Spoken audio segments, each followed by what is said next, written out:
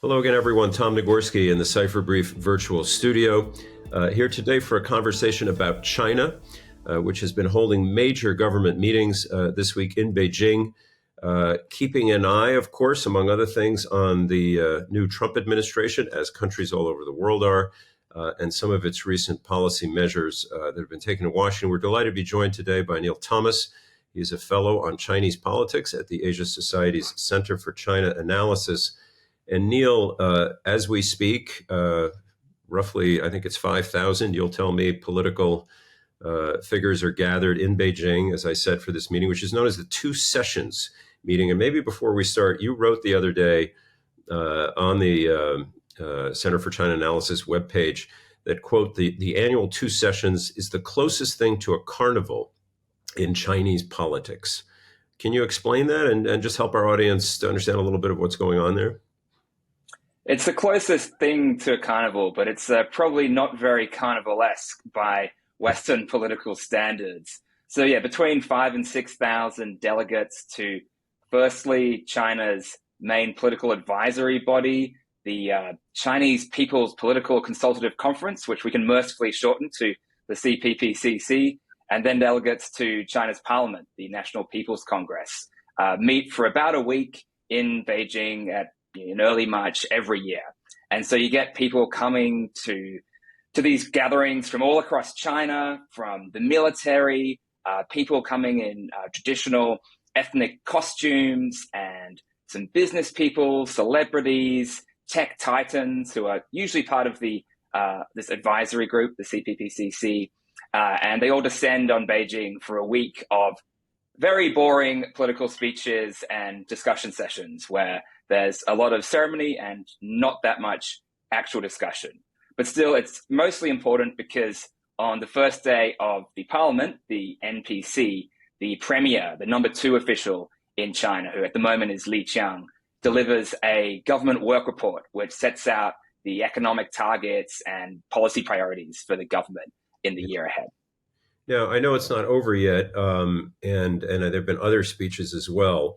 And I wonder, especially from a national security standpoint, but just any big highlights you'd want to stress, what have been the main messages thus far, whether from Li's speech, Wang Yi spoke today, that you've gleaned that you think are key takeaways for us to note?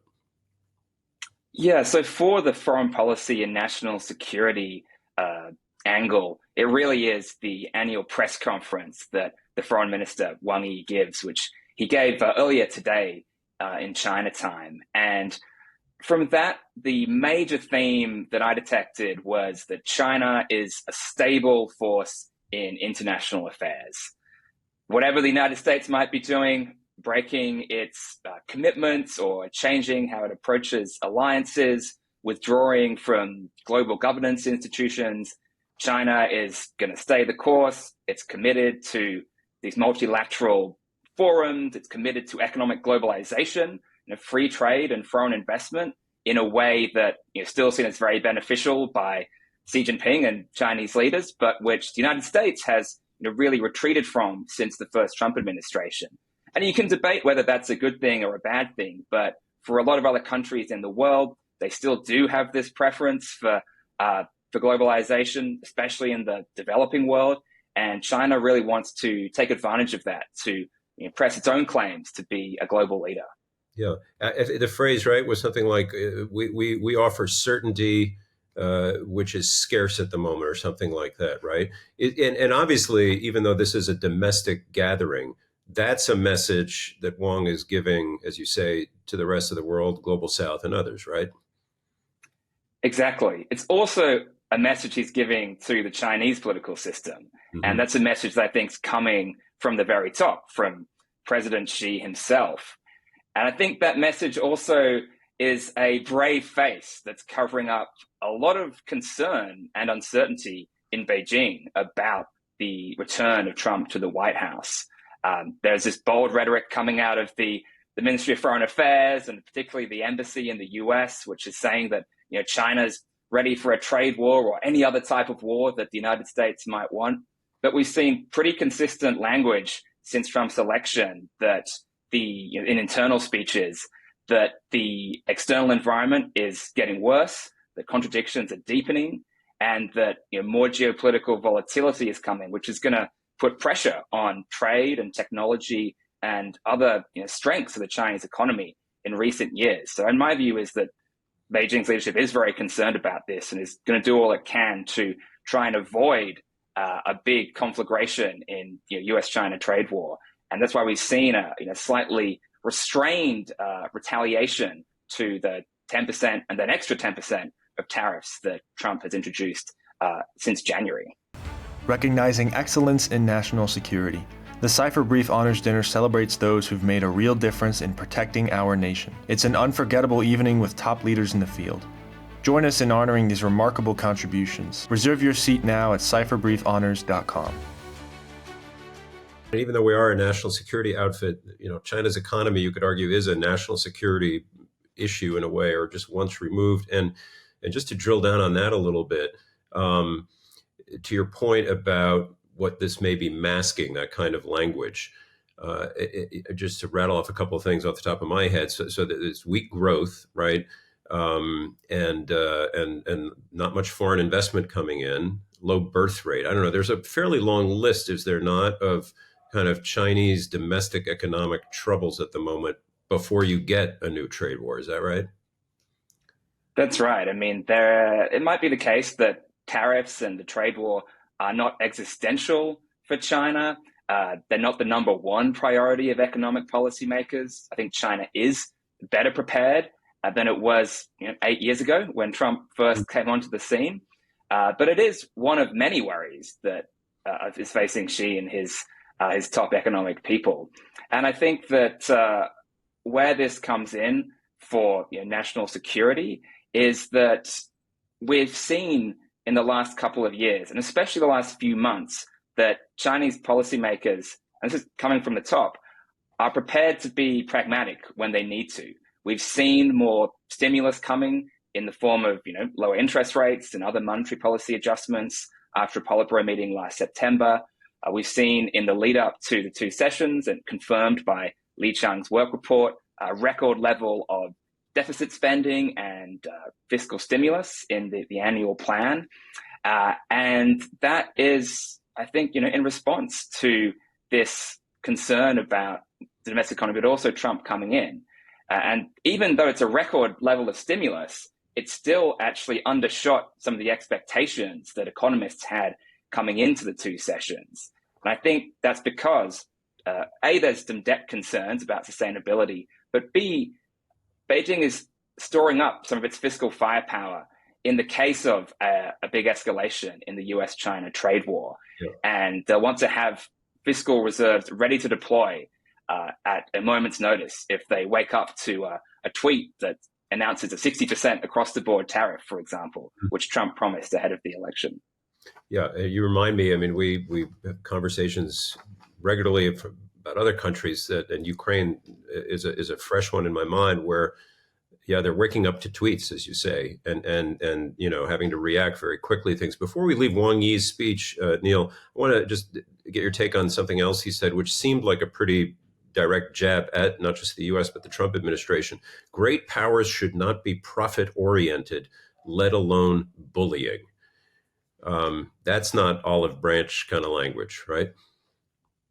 Yeah, we are seeing Beijing start to push back a little bit against the Trump administration's policy.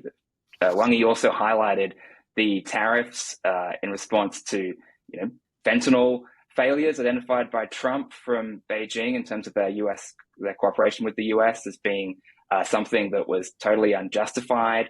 And Beijing is trying to walk a delicate balance between not provoking Trump into further escalation, but also signaling resolve that they can cause pain for the United States if they're pushed too far. And we've seen them basically copy the American approach to export controls and unreliable entity lists in terms of economic diplomacy. So they've begun to start adding a few more American companies to those lists in the last couple of months. Nothing huge. It's going to have a massive effect on the American economy or even Trump's economic base just yet. But if they go further and start adding hundreds of American companies to these lists of some really big names in the US-China relationship, then that could start really hurting in the US as well as in China. Yeah, I want to get back to big national security questions, get your take on what we've seen vis-a-vis the Trump pivot to Russia and its implications perhaps for China and Taiwan. And here you hear two very different points of view, and perhaps we just don't know yet. But on the one hand, there's a concern voiced by some that the way that Trump administration has pivoted towards Russia and seemingly, at the expense of its longtime ally, Ukraine, that something similar may be in the works. Trump fancies a big deal with Xi Jinping. Something similar may happen for Taiwan. On the other hand, there's a view that Trump is reaching out to Russia as a way to kind of cleave apart. It's an anti-China move. How do you read that? How do you think they read all this? Or is it unreadable at the moment? I think we have some signs we can work with right now. I mean, firstly, when it comes to Taiwan, I think the chances of Trump trading it away in some grand bargain with China are pretty low, because the big difference between Taiwan and Ukraine is semiconductors, right? I mean, Taiwan has most of the world's supply chains for advanced chips, and Trump won't want that going into Chinese hands. He'd much rather it was in American hands, and that's why we see TSMC and these big chip fabs making huge investments in the United States, and the Trump administration trying to incentivize them to move more production outside of Taiwan. So I think that will take years or decades if it even gets to that point. So I think Taiwan is going to be fine from that perspective. Then when it comes to the China-Russia relationship, I think you're right that Chinese elites are skeptical about the American pivot towards Russia. They're wary of whether Putin might decide to lean more towards Washington than Beijing.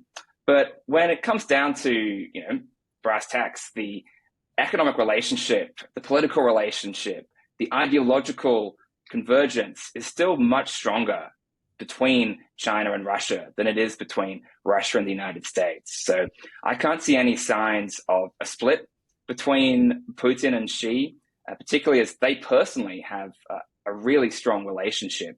And we've seen Putin briefing Xi right after his meetings with Trump on Ukraine.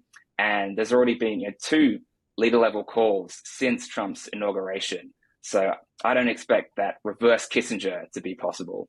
Yeah. At least not to a meaningful degree. And I want to ask you, I keep bringing up Russia and Ukraine here, but we had there was a gathering yesterday at which General Keith Kellogg, the U.S. envoy to Russia and Ukraine, spoke, and then there was a panel afterwards at the Council on Foreign Relations. And one of the panel members said that, to your point about how difficult it would be to do this wedging between Russia and China, that in her view, paraphrasing here, so many things the Trump administration has done are good for China. And in particular, the sort of rupturing, or whatever you want to call it, with our European allies.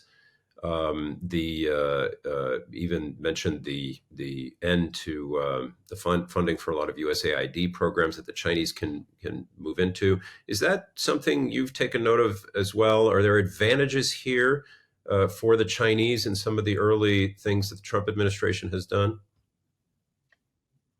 Yeah, to the extent that Trump's actions lead to a withdrawal of America's global presence, to a weakening of American alliances, to a fracturing of global governance, perhaps, that is going to create a more multipolar world, which has been an explicit objective of Chinese foreign policy for decades now. But the other thing on that point is that I think we shouldn't underestimate the demand from allies and partners for continued American engagement, especially from those in the region. I'm thinking about Australia, where I'm from, Japan, South Korea, the Philippines. There may be friction, there may be a lot of friction in their relations with the Trump administration, but there's also a recognition there that the alternative from giving up on the US and just kind of being happy to see it cut loose is China being able to play a much more predominant role. And that's something that is even lower of a preference for them than having to deal with a Trump administration in the United States. So I think that those ties between America and the world will certainly become more difficult, but I don't think barely any allies and partners actually want to see them break. So they'll do what they can to keep relations alive, and they'll do what they can to keep on side with the Trump administration up to a certain point. Yeah. So it's not going to be quite as much of a break, perhaps, as some of the commentary suggests. Yeah. Last question then, Neil. We know that Donald Trump likes personal interaction with leaders, powerful leaders, perhaps especially. Some think autocratic leaders especially. And he values, he has a penchant for the big deal, right? So where do you, what odds do you put on a meaningful Trump Xi Jinping engagement sometime soon, and where might that lead? It's hard to say. I mean, there has been talk about a Trump-Xi meeting in the first 100 days, which means it would have to happen by the end of April. Trump has been invited to visit Japan in that window, and if he accepts, which he still hasn't, at least publicly, to my knowledge, then that would be an obvious occasion to visit China as well. If that doesn't happen, then I think looking later into the year, we have the 80th anniversary of the UN General Assembly. The UN is a really central pillar of Chinese foreign policy. It's the type of anniversary that Xi Jinping himself would usually travel for to give a big speech at UNGA, and that's in New York. So it's a relatively low-risk way for Xi Jinping to travel to the United States, and while he's there, to go a few miles down the road to Trump Tower, perhaps, or maybe to fly to Mar-a-Lago and have a face-to-face meeting with Trump to try and get this relationship into deal-making mode, which I think is seen as being advantageous by Beijing, because at least in the first administration, once they got past the first trade war, got into the room together, that process did affect Trump's thinking about the desirability of more tariffs, more export controls, more measures against China, because those could get in the way of deal-making. So I think they will get in the room together, almost certainly at some point this year, but there's a lot of X factors there. If there is, sudden escalation of the trade war, if there is a sudden move on Taiwan policy in the United States, that could all complicate the picture and make it a lot more difficult for Xi Jinping to get to the table. Yeah, well said. I mean, Lord knows we have a lot of X factors everywhere at the moment. So thank you, Neil Thomas. Really appreciate your being with us. Neil Thomas from the Asia Society Center for China Analysis. Great to see you, and hope we'll speak soon. Thanks again. Thank you.